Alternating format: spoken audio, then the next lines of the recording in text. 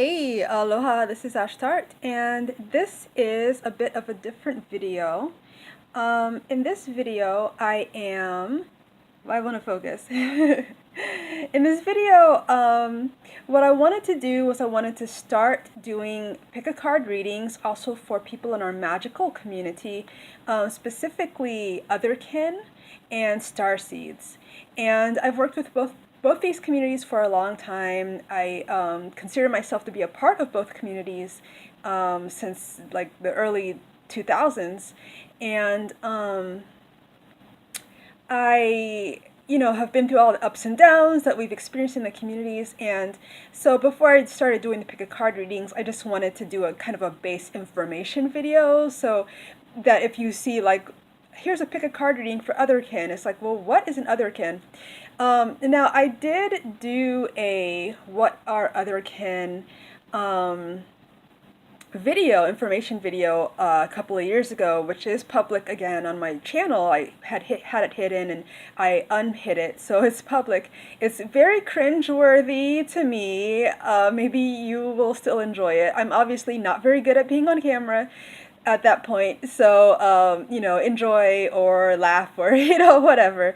But this is going to be a lot more defined than that video was, and just have a lot more details in a shorter format. So I guess we should go ahead and get started talking about what are Otherkin. I don't want to hold the card up, so I'll just hold a crystal up. It's like it's not focusing. These two communities, Starseeds and Otherkin, I don't actually know the history of Starseeds like all the way back, but I know a little bit of it. The reason both communities are very important to me is because they're very magical communities. Both communities are made of people that don't necessarily identify as fully human, which always gets like, okay, that's kind of weird from people, or you might even think it yourself if you're part of that community, like, why am I this way? Why do I feel like this? And it's not just you. I assure you, it's like thousands and thousands and thousands of people. You're not alone, like, at all, even a little bit. So, the major thing that you need to know if you're not a starseed or an Otherkin and you're just kind of like wondering about this is that, as far as, okay, I'm a shamanic practitioner and I spend a lot of time like traveling between the spirit worlds, traveling and looking at things that happen back in time, like from my own past lives and other people's past lives when I do work with them, and going forward in time, sometimes like possible timelines. And I've been doing this for like 20 years. So, so I have a lot of experience in that way, which I'm not saying like, oh, I'm absolutely correct, but I am saying I've tested a lot of this out. So, if it helps you or if it resonates with you, then hopefully that will be a thing. These communities are important because the history of the earth is a lot older than is commonly accepted, which a lot of people will kind of talk about in like conspiracy communities and like paranormal communities and new age communities. We'll talk about Atlantis. We'll talk about that term that I love, OPARTS, OOPARTS, out of place artifacts, which is like things like you find a screw or something and then you carbon date it, and it's like, okay, this carbon dates to 1,000,000 BC, but who was making screws and like bolts and nuts in 1,000,000 BC? Like, this shouldn't exist, but it does exist. Like, why is that? And there's a lot of things like that. And then like cryptids, all sorts of monsters that people see around the globe, like the Mothman and Bigfoot and Nessie, and it's like, okay, what are these things? Well, those things are real. And like, full disclosure, even this kind of runs in my family. I have a great uncle named Herman Regusters. You can look him up, Google him on Google. Look him up on Google. Regusters is Regusters. And he was like a brilliant guy, astrophysicist. But my dad's side of the family is very occult and very magical, and this guy, Herman Regusters, my great uncle, decided to go to Congo to look for dinosaurs. I'm not kidding. look for dinosaurs that people said that they were seeing over there. And, you know, he had adventures and stuff. I don't actually know what happened as a result of that. But so, you know, my family is weird. So just full disclosure, I'm already a weird person. I have precedent for thinking this way. I even asked my father once if he was if he felt that he was like had wings or anything like that, and he was like, "Oh yeah, definitely. I definitely have wings." So yeah. Um, the history of the earth is really old. It's not just humans that I've seen in the past that have lived here. There have been other beings. There have been angels. There have been ETs, celestial beings. There have been fairies. But, you know, walking around in this realm, there have been like mermaids. You know, there's been all sorts of beings. And like really the sky is the limit. It's like literally been all sorts of beings walking around. And I deeply believe that we're here on Earth right now to recreate all the magic that used to exist in the past, because that was an imbalance. The reason that it's not here right now is we're actually living in an imbalanced time period. And there should be like all these magical beings. We should have all of that around us, but we don't because of things that have happened. So, star seeds. Let's get started with star seeds, first of all.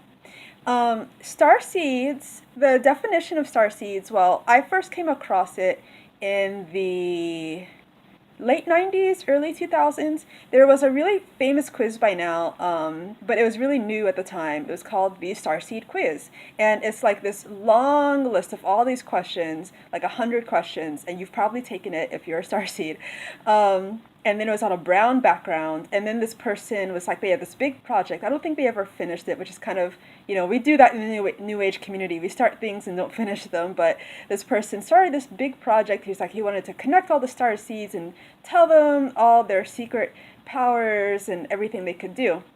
So star seeds is basically, well, this person's theory about star seeds was that a lot of them actually were physically half ET, extraterrestrial, alien, and half human. I don't necessarily fully subscribe to that, but a lot of people do, and a lot of people do feel, and so if that resonates with you, then that's probably your truth. A lot of people do feel that they're actually physically half ET and half human, and the way that that would happen, he said that, like, you know, their mothers would have gone to sleep and an ET would come to them in the shape of their father, you know, the person's father, to the mother. And so, you know, when they're born, they end up looking a lot like the father, just so that he feels reassured this child is mine. But what's actually happened is it's actually half ET. It's not his child. So you could have that.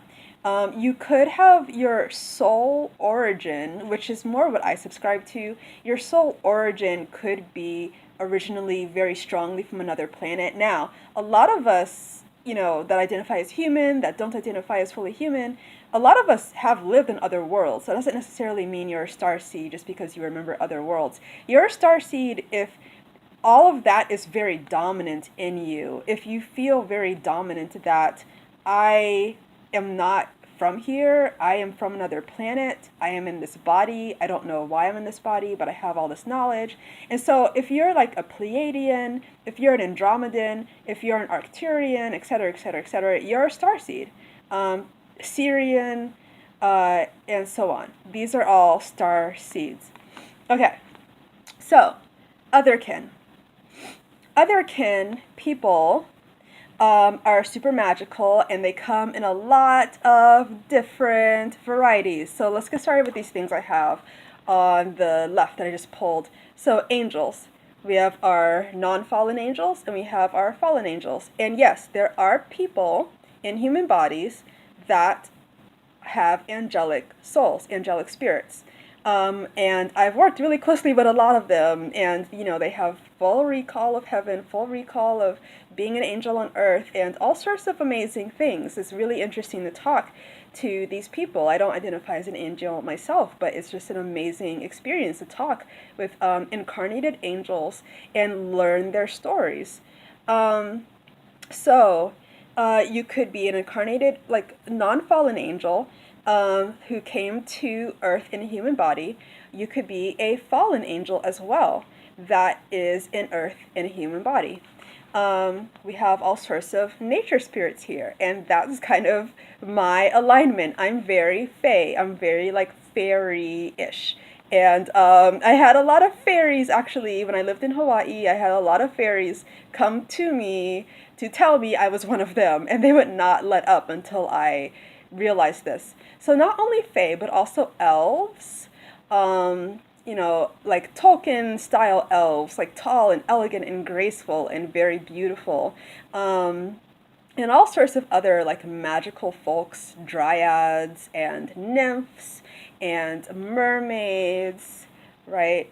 Mermaids and the unicorns and Pegasus and griffins and just all sorts of like magical people, dragons. I don't have any dragon cards, I don't think, right now, but there's a lot of dragons I've met as well. There's so many types of otherkin. It's really amazing. So I'll tell you the story of otherkin a little bit as well, like I did about starseeds. So otherkin, the term otherkin came about in the 70s. It started with a group that called themselves the Elf Queen's Daughters, and they were very aligned with like Tolkien mythology, J.R.R. Tolkien, Lord of the Rings, and The Hobbit, and the beautiful elves that are in there. They felt very inspired by that. It activated their own like remembrances of themselves as elves, and they started saying, "We are other kin, other kind. We're these other kind of people that are not like fully human. We're like, we have elf souls, we have elf spirits. We've lived in these other ways before, and we want to bring that knowledge back and live as elves still." After the elf queens humans in the 70s came the silver elves, and they're on Facebook right now today, which is really amazing to me. I'm just like, oh my god, I can't believe you guys are here. It's so cool. So go ahead and like find them on Facebook. They have a whole lot of groups. One that I post in from time to time is United Otherkin Alliance, and they're so friendly, very loving. They have a ton of books about elves as well. They both identify as elves. So these groups all helped popularize elves and otherkin. And while they were talking about elves and otherkin, all these ways of being, you had other people start to chime in as well. Fairies and dragons and unicorns and angels and all these sorts of people, right? And so the 90s came and the communities got more, came together more on like message boards.